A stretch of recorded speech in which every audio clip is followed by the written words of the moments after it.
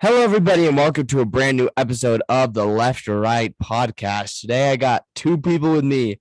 I got Neri and Marty. What's up, guys? What up? What up? Um, so let's talk about the election that happened this week. So, in case you didn't know, there were Texas primaries on Tuesday, March 1st, and Beto won the Democrat nomination for governor. Greg Abbott won the Republican nomination for governor. In the Republican Attorney General race, Ken Paxton and George P. Bush moved to a runoff. And then in the 28th Congressional District race for Democrats, Henry Cuellar and Jessica Cisneros are going to a runoff. What do you think about Tuesday's election results? Well, Abbott and Beto facing off was pretty predictable.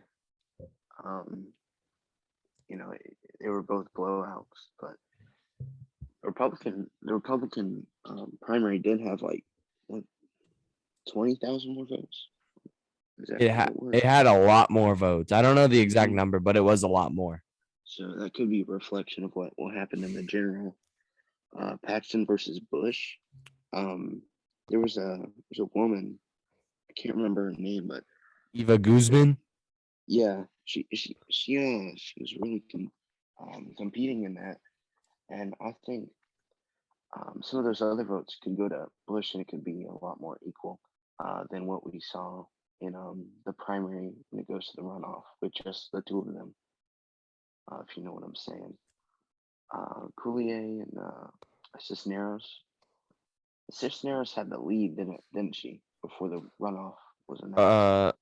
Yes, she did, but then Cuellar came back. Oh, Cuellar, my bad. Cuellar. If Cuellar wins, the seat's probably gonna be blue, still. But if Cisneros wins, Republicans could really compete in the general and could take this seat. I think Cuellar should win. Then I think Bush should win, and in the runoffs. Okay, Marty, what do you think? The Beto versus Abbott, we all saw that coming. It's going to be not an interesting general election. We all know the outcome of what's going to happen in that.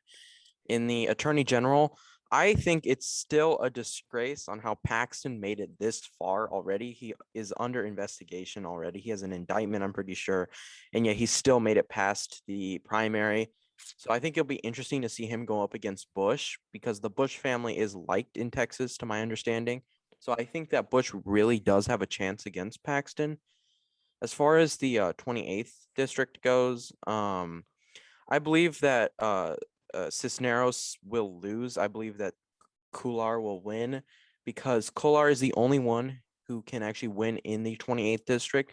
He is by far the most conservative member of the Democrat Party in the House.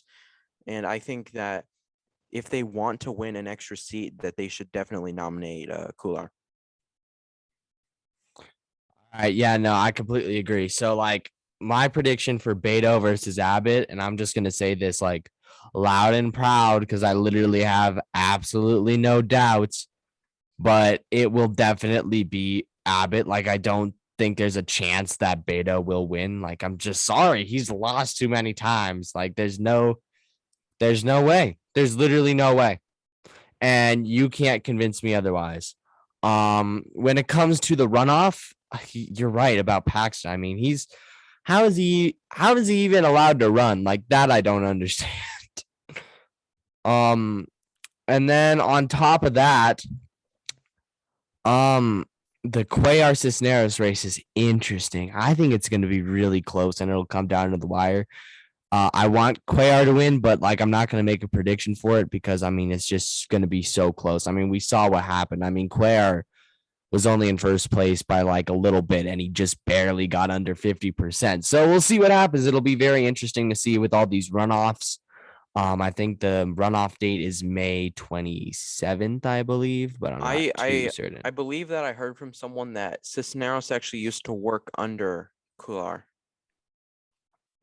For real? For real. I was told, and there was like evidence. I was given a screenshot. I'm pretty sure Cisneros actually worked under him. Well, that's funny. So maybe she's a fake progressive. Who knows? Cuellar made her. That's what that means. Yeah, for real. For real. Let's move on. So one of the other controversial candidates of this election was Van Taylor. He ran in the primary. He was advancing to a runoff. He got like 48% of the vote in his 3rd congressional district. But he ended his bid after admitting that he had a sexual affair with an ex-wife of an ISIS commander. Now, you might be making this story up. I wish I was. This congressman had an affair with an ex-wife of an ISIS commander. What do you guys think about that? And that's just crazy, man. You said you said you wish you were joking, and yeah, that's just funny. That's just oof, man. They'll get you. They'll get you. The headline of this sounds like something straight out of Parks and Rec or something like that. It's absolutely unbelievable that this actually happened. I can't believe that.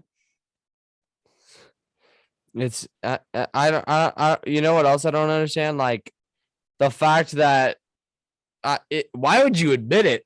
Yeah, Like he wasn't even like, exposed for it. He came out by himself and said that. if it were me and I found out that I had a sexual affair with someone who was married to an ISIS commander, I'd be like, oh well, I hope this doesn't get leaked. I mean, somebody may have found out. Could have been behind the scenes stuff. It's just so funny. Now the Republican nominee in that district is Keith Self, and it's a safe Republican district, so he will most likely be the new congressman in the 3rd congressional district. Let's move on. So, President Volodymyr Zelenskyy of Ukraine signed Ukraine's application membership to join the European Union. What do you guys think about that?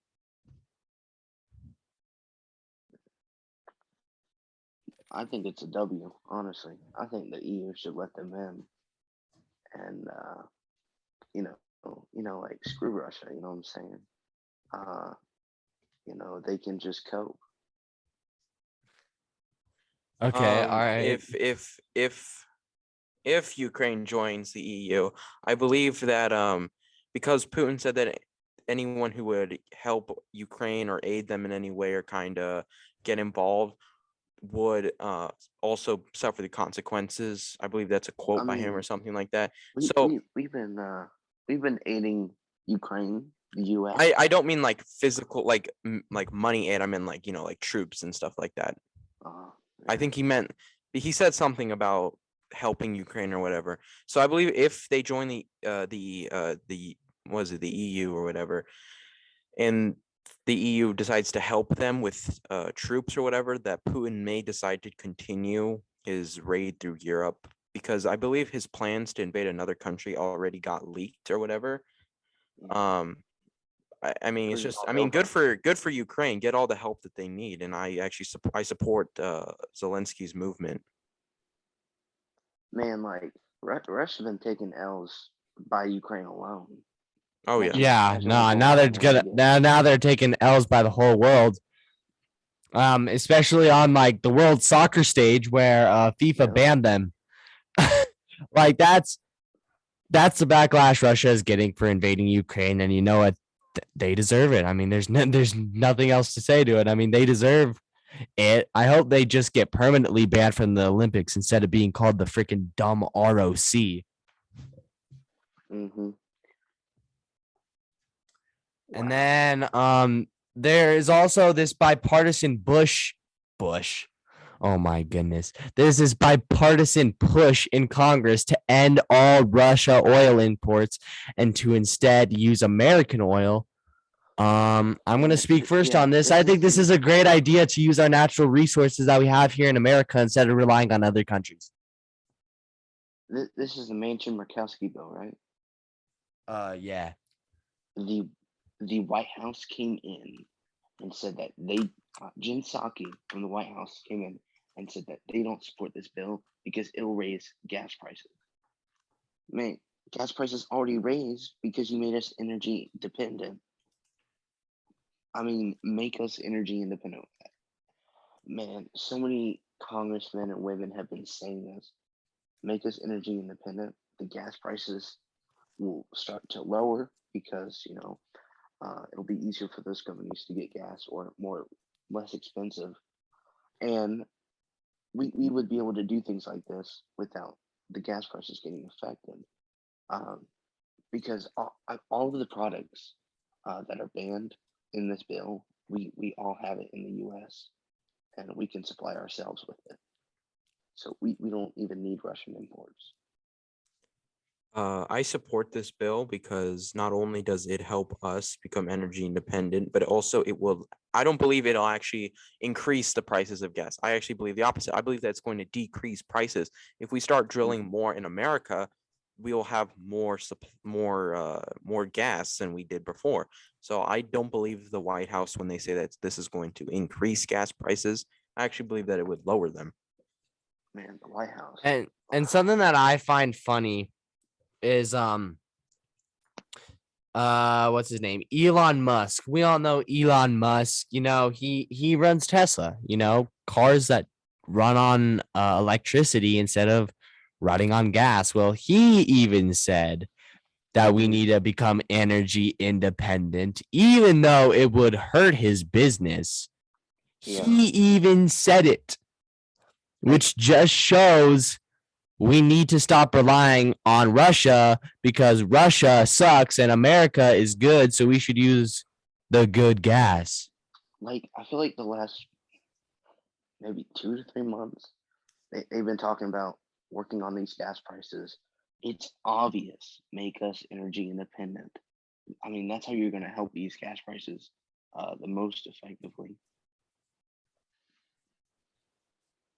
I completely agree. I completely agree. The bill is based, and if Biden doesn't sign it, it's gonna be bad. Yeah, I agree. Biden had his State of the Union address this week on Tuesday. And when he was talking about, first off, I would just like to say, what do you guys think about his speech? Do you think it was a good speech?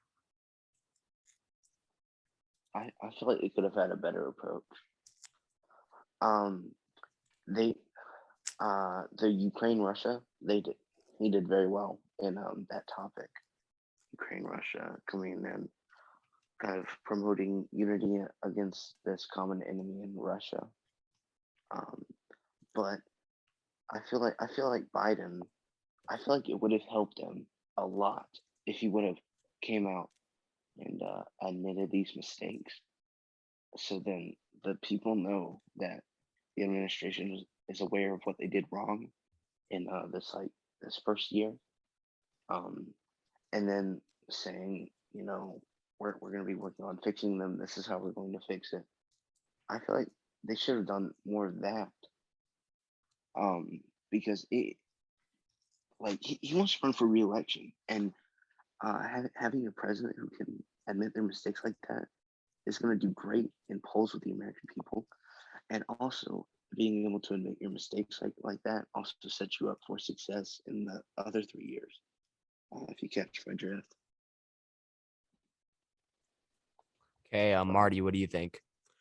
I thought his speech was fine. I mean, we all know Biden's definitely not the best speaker, and he had to alter his speech last minute, a couple days before, because of the Russia invasion of Ukraine. I mean, the American people seem to have bought his speech. His approval rating jumped by 8 points. I think his speech was pretty decent, I guess. They had a couple key moments where I was like, ugh, but a couple key moments where I was like, that's pretty good. Especially when he was addressing the Russian conflict. I think he addressed it pretty well. I agree with what Neri said, that he could have talked about his mistakes more, but I think that overall it was pretty good for his first time. I'm going to be completely honest. I have not listened to the whole speech. I did not listen to it live because we were doing our live stream. I have not listened to the speech. I just haven't found time for it. I've only listened to a few highlights. And obviously, like the media is going to point out like the good stuff about the speech because they're highlights. But like the highlights were pretty good from what I saw, especially with what you guys have said in brief, like just recently about Russia and Ukraine. I mean, considering that that was a last minute addition, it was pretty Yeah. good. It was pretty good considering it was a last minute addition.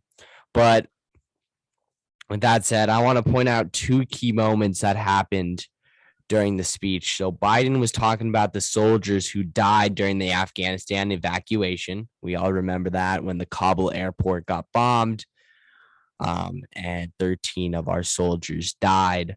Congresswoman Lauren Boebert, oh, love this woman. Everyone's favorite congresswoman. Everyone's least favorite congresswoman yelled 13 of them when Biden mentioned the soldiers who died in the Afghanistan evacuation. I would just like to say this before you guys give your opinions.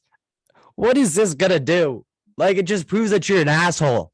Like, just like I get it. Like, 13 died. He's talking about it. Shut up, woman. Gosh. My favorite moment when they did that is Lindsey Graham's like, "Oh shit," when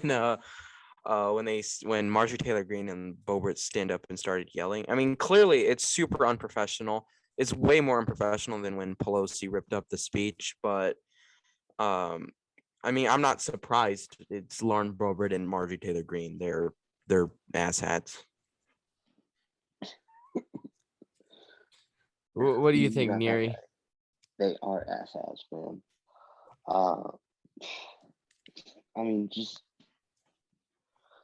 I mean, can these guys not be just chill for a little bit?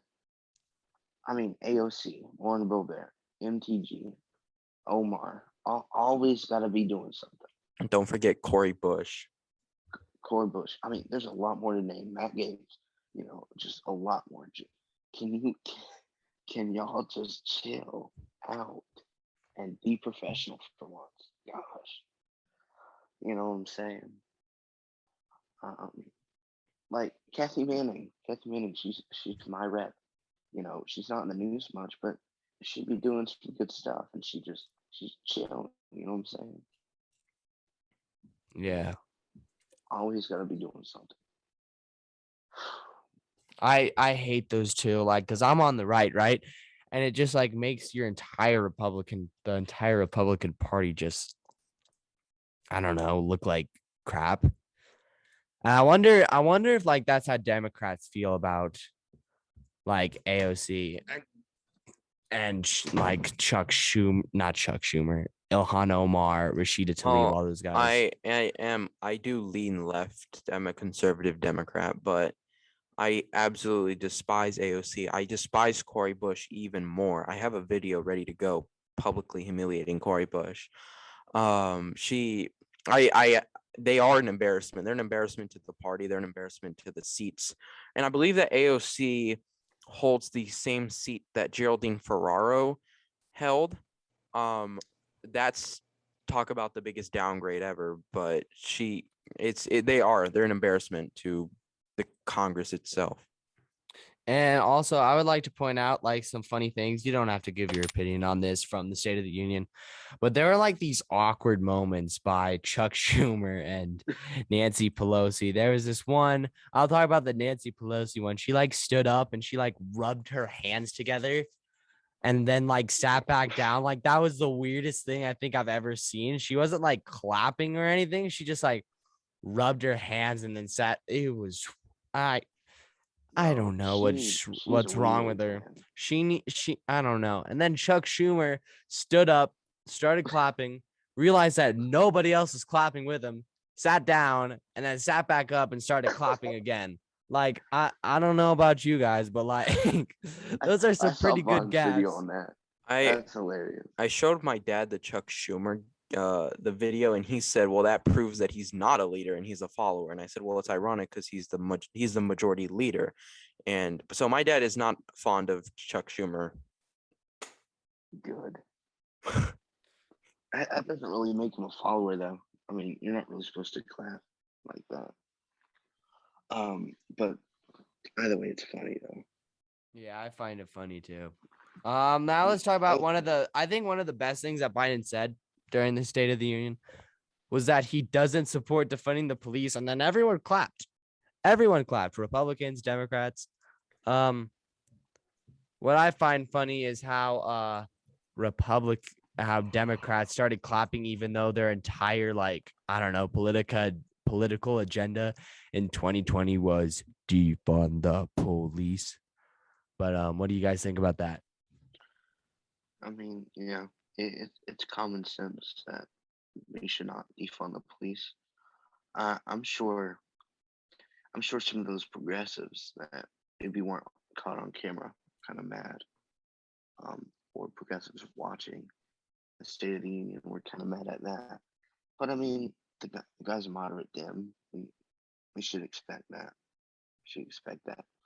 I mean, not all Dems really supported defunding the police, but some of those progressives, I feel like some of those progressives have kind of switched up.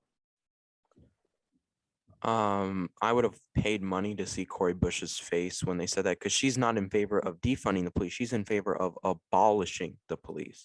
Oh yeah. So I mean, this is not really a big surprise. I've only found one clip where Biden says that he supports moving funding around for police to support mental health awareness in communities. Other than that, everywhere else I found, Biden has always supported not defunding the police. And I mean, as Neri said, he's a moderate Dem. He's not a socialist. He's not Bernie Sanders, quote by him. But I mean, it's not really surprising, but I do agree with the message, and I'm glad that the Democrats stood up and clapped as they should, because defunding the police is definitely not the right answer to their problems. Yeah, no, I completely agree with that. I just find it funny how like everything just switched because they realized people actually don't like defunding the police. Yeah. I mean, put any of those progressives who be talking about that in a swing district, their career is done. Man. You know what I'm saying? Yeah. And the final thing that we're going to be talking about is this week, the Florida Senate passed a 15-week abortion ban. Basically, anything after 15 weeks, you cannot have an abortion. And Ron DeSantis has said that he will sign this ban.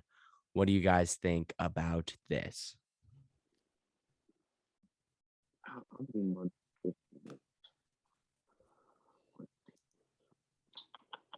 I'm not a big DeSantis fan, and I'm not a big Florida fan, to get that straight, but this is a pretty W bill, I'm not gonna lie. 15 weeks, it's good. It's not the 6 weeks, which I think is a little absurd for Texas, as a pro-life person myself. That's like, people won't even know you're pregnant at the point. I'm in favor of limiting abortion as much as possible. So 15 weeks seems a little too late. I would have much preferred like 12 weeks maybe. But I do believe that this is a good bill, and I'm glad that DeSantis plans on signing it, because it's a step in the right direction. Man, that's over 3 months. You know, yeah, it's more than enough time to, 15 weeks is more than enough time to know and make a decision. Yeah. People be acting like their rights, man. You have enough time to figure all of that out. 15 weeks, yeah. 6 weeks, that's where y'all can start to talk. 12 weeks, that's where y'all can say a little something. I mean, 15 weeks, that's more than enough. That's actually great. Yeah, what I think about this bill, I mean, it's not as bad as Texas's, for sure. Texas's, I mean, think is a little bit too far. And I am personally pro-life, but like the point where I am like very confused is like I believe that people deserve to have their own rights, and if they want to do something. So like that's like the legal side of me, I guess you could say. But like the moral side of me is like that's a child you're killing, like ban abortion completely, which is why it's an issue where I'm like, I don't know how it's going to be solved. And if I were in like Congress, I don't know how I'd vote on it because I believe people deserve to have their own. Women deserve to have their own rights when it comes to that stuff. But also I believe that it is morally wrong. So In my political science class, we were having an abortion debate, and I was debating a woman on abortion. And I say, well, I'm personally pro-life, so I believe. She stopped me right there and she said, well, you're a man, so you don't have an opinion about abortion. Which, of course. Isn't like Susan Collins and Lisa Murkowski pro-life? that's a good question. I don't really know the answer to that. I think I they're I think they're more moderate on the topic actually. yeah, no, yeah, for sure about that one. I think so. I know they didn't want to codify Roe v. Wade into law, so it's a little kind of pro-life. Yeah, I'll have to look that up. With all of that said, that is the podcast. So I thank you guys so much for listening, and we'll see you next week. W.